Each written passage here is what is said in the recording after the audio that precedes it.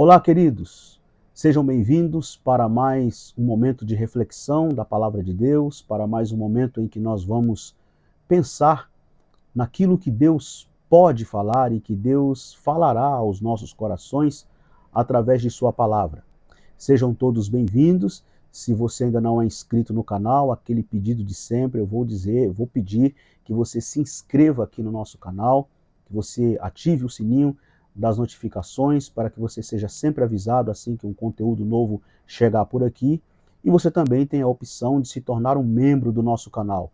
Se tornando um membro, você vai ser aquele colaborador, aquele apoiador direto, e fazendo isso você estará somando forças para juntos encararmos esta grande empreitada da pregação do Evangelho de Jesus Cristo para todas as pessoas. Portanto, vamos juntos compartilhar os conteúdos aqui deste canal. Você pode olhar outros vídeos, outras mensagens que nós temos aqui e compartilhar com a sua rede de amigos e fazer com que esta mensagem chegue o mais longe possível, a fim de que corações sejam tocados pela palavra de Deus. Hoje eu quero falar sobre avivamento. Aliás, eu estou na expectativa de que Deus me ajude, me dê graça, porque estou pensando em fazer uma série de mensagens aqui, uma série de reflexões através do nosso canal, falando sobre avivamento. E hoje eu quero falar sobre avivamento. E quero já deixar um convite para você, antes de convidar para a leitura bíblica, quero deixar um convite para você para domingo agora, domingo próximo, dia 20 de novembro, domingo, a partir das 10h30 da manhã, eu estarei aqui de volta no nosso canal, numa live especial, pregando sobre avivamento. Vou falar sobre os grandes avivamentos que marcaram a história. Então, você é o meu convidado especial. Avisa para os seus amigos, para os seus conhecidos, para os seus parentes, para os seus colegas, para acessarem o nosso canal domingo, dia 20, a partir das 10h30. Nós vamos compartilhar a palavra de Deus aqui, falando também sobre avivamento, que é o tema que vou falar um pouquinho, refletir um pouquinho com vocês aqui hoje. E está no livro do profeta Joel. O profeta Joel é um dos profetas menores do Antigo Testamento. É bem verdade que quando se fala em profeta menor, não estamos nos referindo à estatura do profeta. Óbvio que não, vocês que são estudiosos da Bíblia sabem disso. Profeta menor porque está relacionado à obra que ele produziu, a obra literária. Por exemplo, o profeta Isaías é considerado um profeta maior, porque a sua obra literária é um tanto quanto densa. O profeta Isaías tem 66 capítulos, enquanto que o profeta Joel tem apenas 3 capítulos. Por isso é chamado de profeta menor. Ele é um dos profetas menores que eu quero compartilhar hoje com vocês no seu livro, capítulo 2, versículo de número 12 e 13. Ouçam o que diz Joel, capítulo de número 2, versículos 12 e 13. Ainda assim, agora mesmo, diz o Senhor, convertei-vos a mim de todo o vosso coração, e isso com jejuns, com choro e com pranto. Rasgai o vosso coração, e não as vossas vestes. Convertei-vos ao Senhor vosso Deus, porque ele é misericordioso e compassivo, e tardio em irar-se, e grande em benignidade, e se arrepende do mal. Queridos, eu quero meditar rapidamente com vocês, falando sobre avivamento a partir dos versículos que ora acabei de ler para vocês, comentando que nós precisamos, mais do que nunca, a maior necessidade de nossa vida e da igreja evangélica neste país é experimentar um verdadeiro avivamento. Um avivamento verdadeiramente produzido pelo Espírito Santo de Deus. E quando nós falamos de um avivamento verdadeiramente produzido pelo Espírito Santo de Deus, é porque em alguns momentos, na maioria das vezes, nós temos presenciado movimentos e mais movimentos que, embora até possam ser chamados de um movimento de avivamento, alguém pode até afirmar que está acontecendo um avivamento por causa daquele movimento que esteja acontecendo.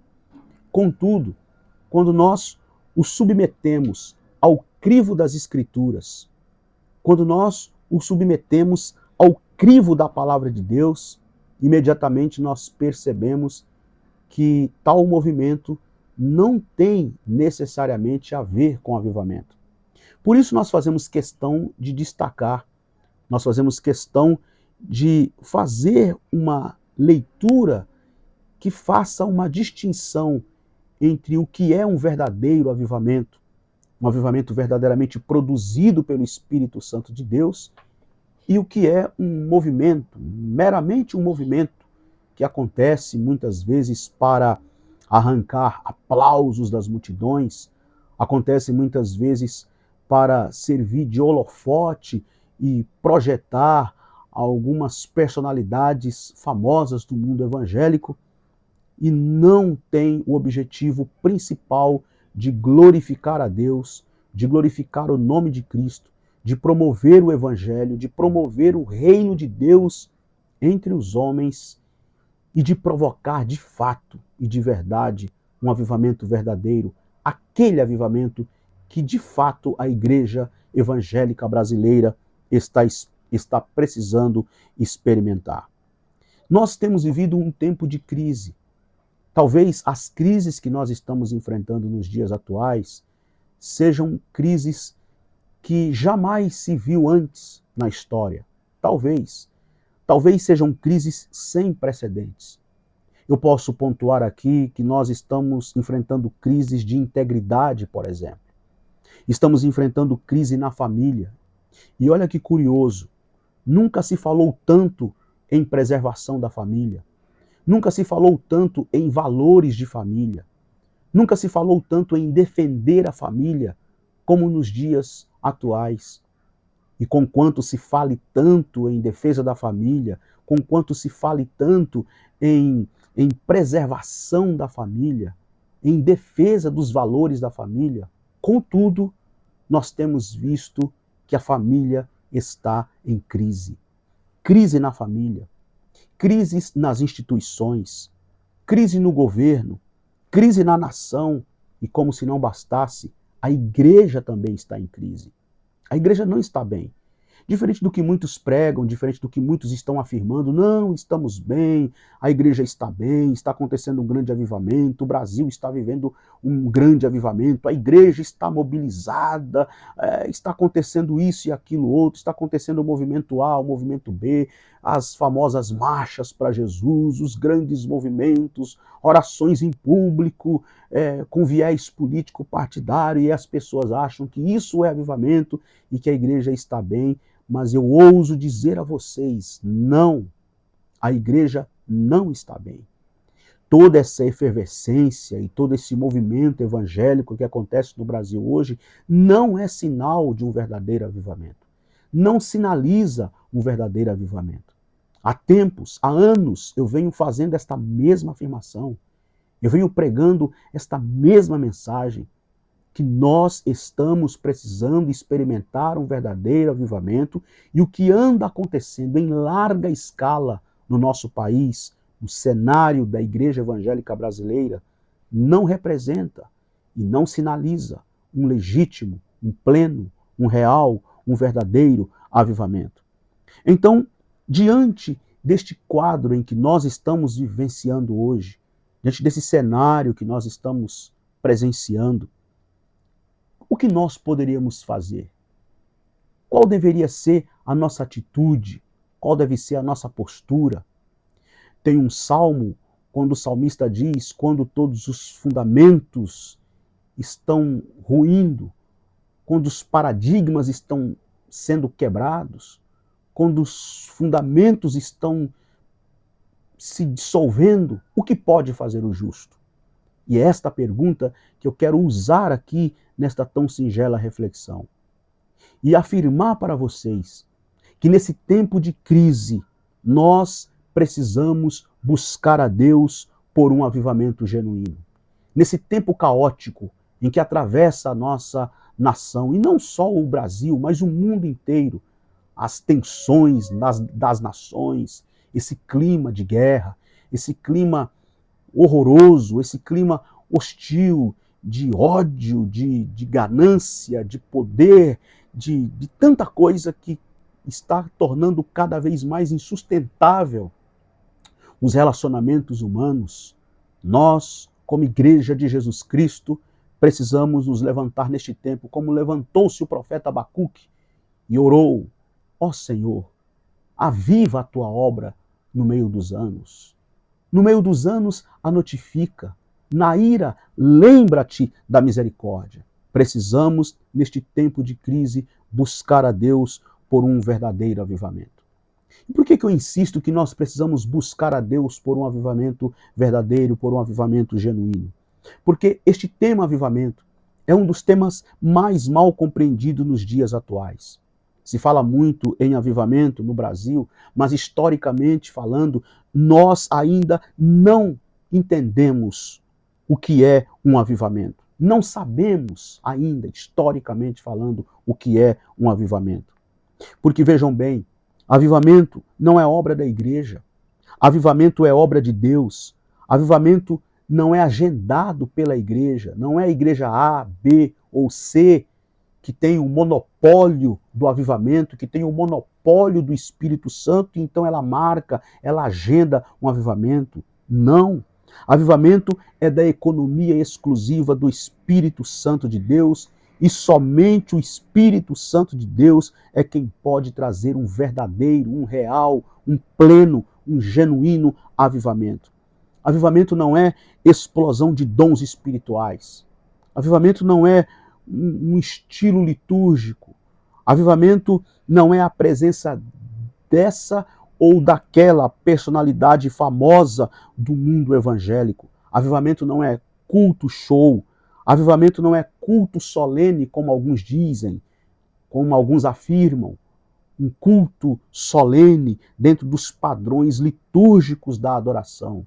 Quais são esses padrões litúrgicos da adoração? Quem que define esses padrões litúrgicos da adoração?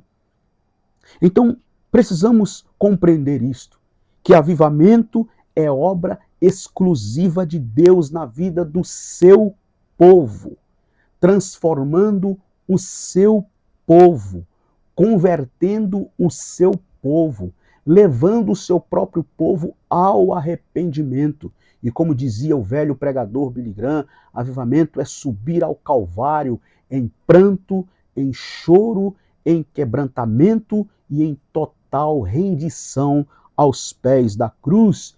E através de uma vida transformada, uma vida impactada pelo poder e pela obra do Espírito Santo, então o povo de Deus, verdadeiramente avivado, vai gerar impacto no meio de uma sociedade através de uma vida altamente comprometida com Deus, com os valores de Deus e com a palavra de Deus.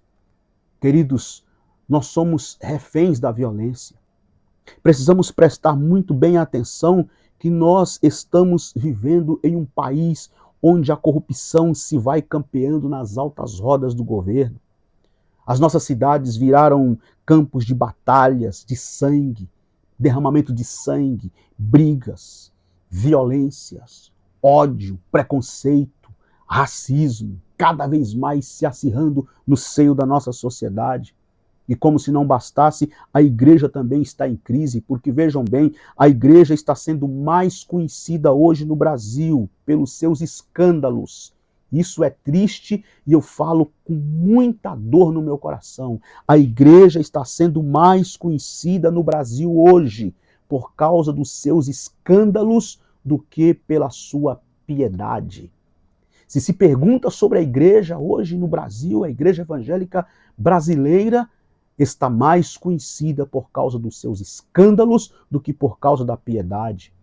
Está mais presente na mídia por causa dos seus erros e por causa dos desmandos, da inescrupulosidade de seus líderes do que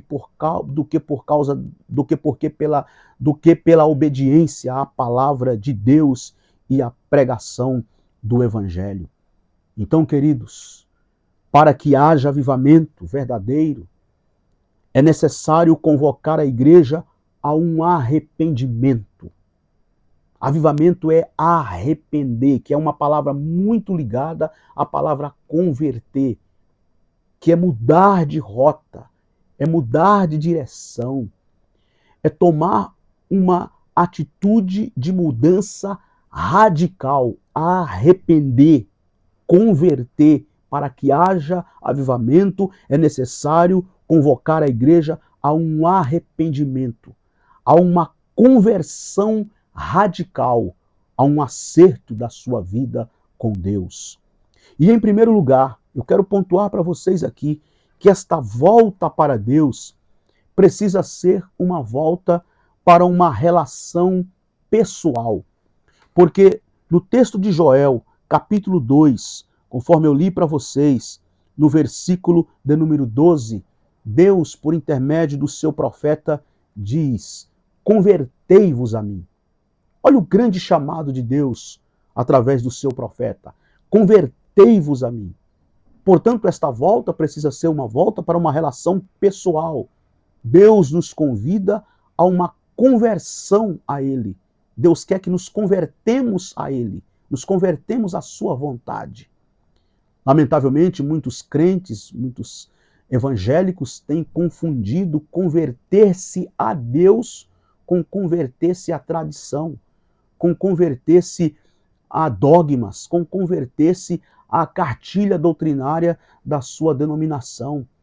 E converter-se, a exortação de Deus aqui para o seu povo através do profeta, é converter-se a Deus. Convertei-vos a mim. Convertei-vos a mim. O Brasil precisa de uma conversão radical. A igreja evangélica brasileira precisa de uma conversão radical. O que o Brasil precisa não é de religião. Não é de religião, é de conversão. É engano pensar que o que basta é ser religioso, é frequentar uma igreja, é ter uma Bíblia. Não, eu já tenho a minha Bíblia, eu faço as minhas orações, eu dou as minhas contribuições, eu pago o meu dízimo, eu dou as minhas ofertas. Você está redondamente enganado se você achar que estas práticas estão te deixando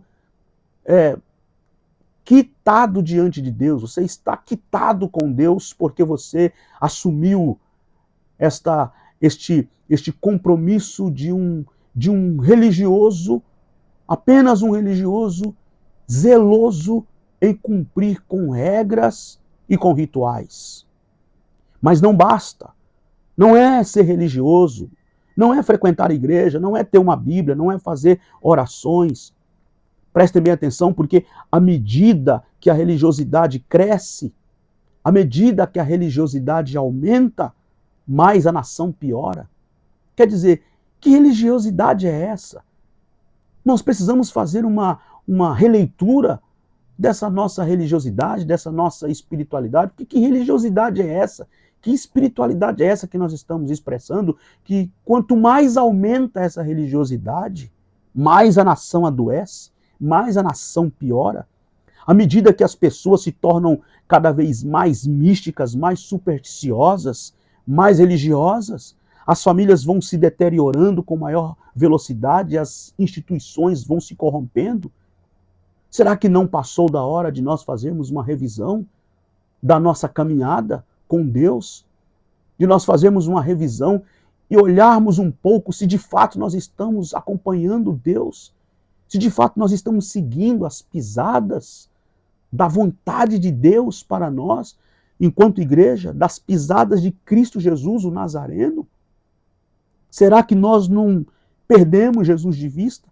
Será que em alguma esquina aí da nossa religiosidade nós terminamos perdendo Jesus de vista e estamos apenas ostentando uma espiritualidade, uma falsa espiritualidade que tem produzido muito mais um desserviço para o reino de Deus do que de fato um serviço verdadeiro, real para a obra de Deus e para o reino de Deus?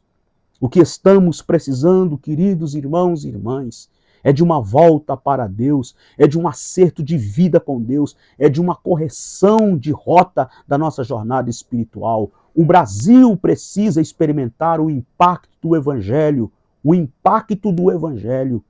por meio de uma igreja santa e piedosa e que leva a Deus a sério. Foram as palavras que Dwight Lyman Moody ouviu.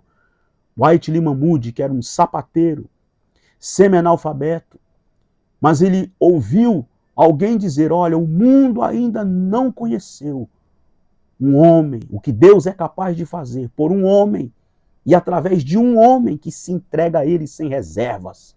E Moody disse, eu quero ser este homem. E Deus usou Moody poderosamente. Ele revolucionou Chicago e ganhou mais de 1 milhão de vidas para Cristo. Começou um trabalho com as crianças, envolvendo as crianças no grande projeto da Escola Bíblica Dominical e se tornou um grande homem para a glória de Deus. O Brasil precisa conhecer homens e mulheres, moças e rapazes, que se levantem com coragem diante de Deus e diga, Deus, eis-me aqui, reveste-me com o teu poder. Se o Brasil precisa experimentar o impacto do Evangelho por meio de uma vida santa e piedosa, eis-me aqui, eu quero me santificar, eu quero me entregar a ti, eu quero ser usado com poder, com ousadia, com autoridade. Usa-me para a glória do teu nome e para a edificação da tua igreja e do teu reino aqui nesta terra. Em segundo lugar, esta volta precisa ser com sinceridade. Relação de sinceridade. Notem bem que o texto do versículo 13, Joel capítulo 2, versículo 13, palavras do próprio Deus que diz, rasgai o vosso coração e não as vossas vestes. Rasgai o vosso coração.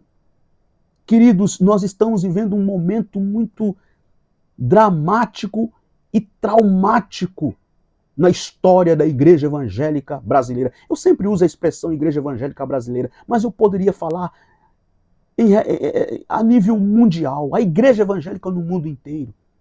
Mas falando das necessidades, das demandas que nos cercam e que nos acometem no nosso Brasil, eu sempre uso essa expressão. A igreja evangélica brasileira precisa acordar urgentemente, porque Deus não quer teatro. Nós temos assistido muito teatro. Nós temos visto muito teatro. Deus não quer teatro. Deus não quer coreografia espiritual. Deus não quer uma formatação bonita diante dos homens ou aos olhos dos homens. Deus não quer um culto show. Deus não quer culto show. Às vezes eu fico olhando para alguns cultos e as pessoas preocupadas, achando que Deus é um mero espectador de um grande espetáculo, de um grande show.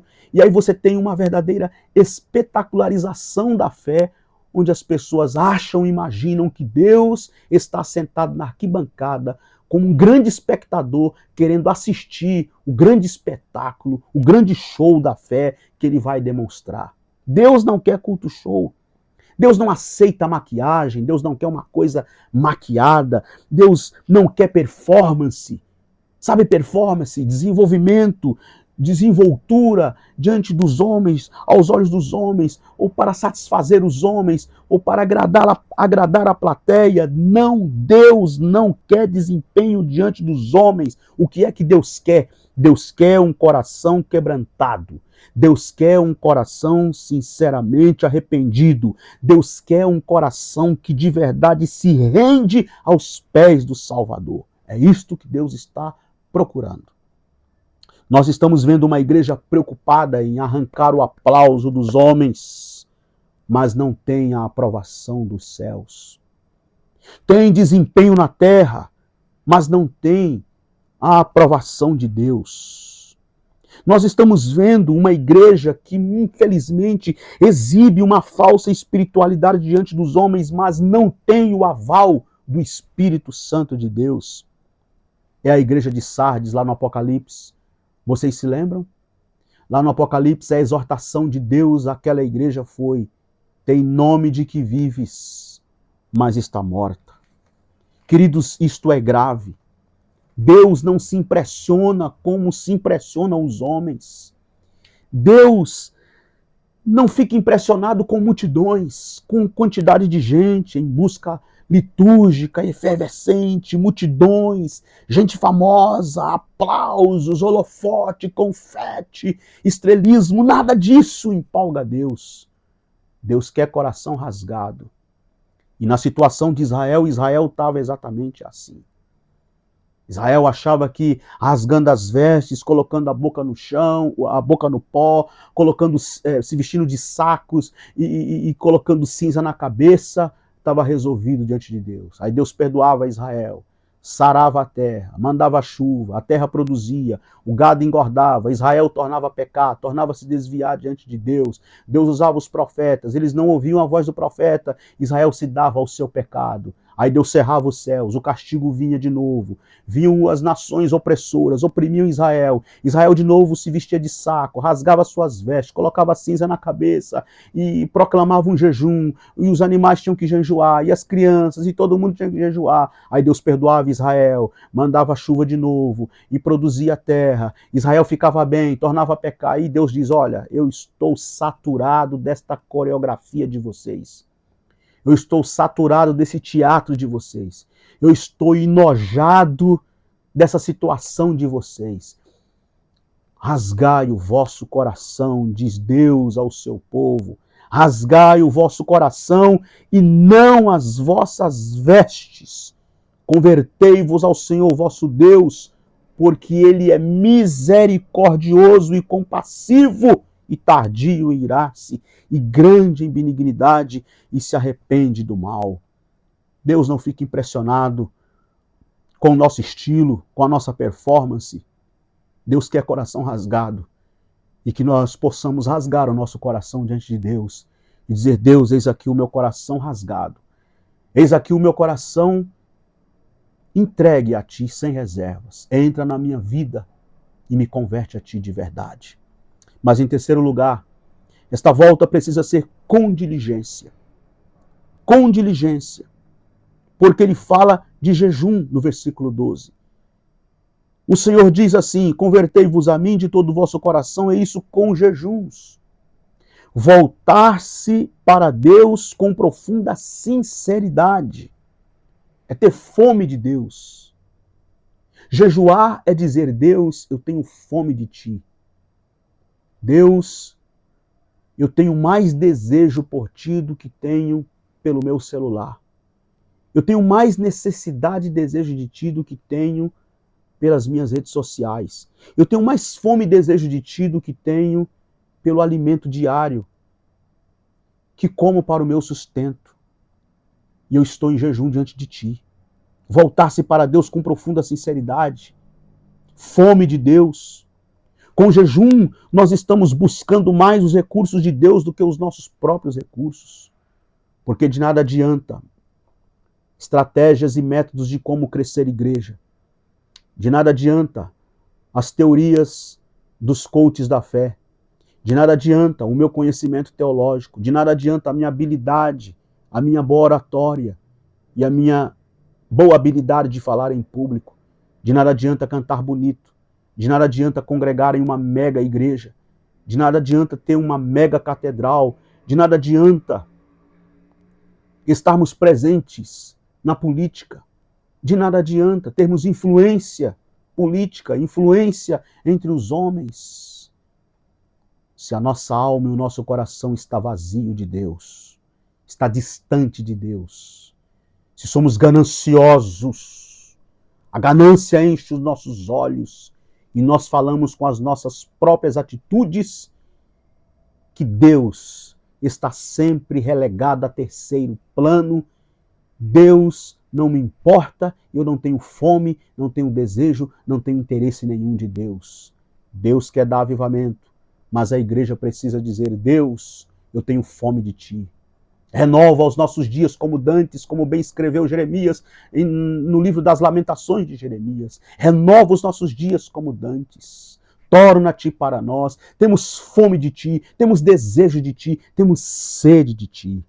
Quarto, esta volta para Deus precisa ser com uma busca com quebrantamento. Ele diz no versículo de número 12, convertei-vos de todo o vosso coração, isso com jejuns e com choro e com pranto. precisa ser com choro e com pranto. E eu te pergunto, qual foi a última vez que você chorou? E por que chorou? Qual foi a última vez que você se sensibilizou e derramou lágrimas? E por que derramou? Há muita gente que a última vez que chorou, ou quando chorou, foi porque estava diante de uma cena dramática da novela. Foi porque viu o beijo emocionante da mocinha do filme sendo dada no galã de Hollywood. Qual foi a última vez que você chorou? E por que chorou? A obra de Deus carece de homens e mulheres que estejam dispostos a se derramar diante dele, a chorarem, a prantearem diante dele, chorando pelos seus próprios pecados, chorando pela sua própria condição, chorando pela própria nação, chorando pela condição da própria igreja. Ó Deus, que Deus derrame em nossos corações o quebrantamento do Espírito Santo para chorarmos e prantearmos diante dele. Quinto e último lugar, esta volta precisa ser com urgência. Com urgência. Voltemo-nos para Deus hoje, ou amanhã pode ser tarde demais. Voltemo-nos para Deus com urgência. Deus está nos convidando. Deus está chamando a igreja brasileira a um acerto de contas. Deus está nos chamando para uma mudança radical, para uma transformação radical, para uma conversão radical, para um arrependimento verdadeiro. E isto precisa acontecer com muita urgência. Que Deus nos ajude, que Deus ajude a sua igreja, que Deus nos dê homens e mulheres encorajados pela palavra da verdade, que Deus nos ajude e nos levante ainda cada vez mais entusiasmados e empolgados com a mensagem do Evangelho, com a mensagem de arrependimento. Deus abençoe todos vocês. Vou ficando por aqui. Fiquem com Cristo Jesus na sua doce e maravilhosa paz. E não se esqueça do nosso encontro no próximo domingo, dia 20, a partir das 10h30, quando continuarei falando aqui sobre avivamento. O Brasil precisa de avivamento. Eu preciso de avivamento. Nós precisamos de avivamento. Porque avivamento é uma questão hoje de sobrevivência. Precisamos que Deus abra as janelas dos céus, as comportas dos céus, e faça chover torrentes de águas do Espírito Santo sobre nós. Deus nos abençoe em Cristo Jesus.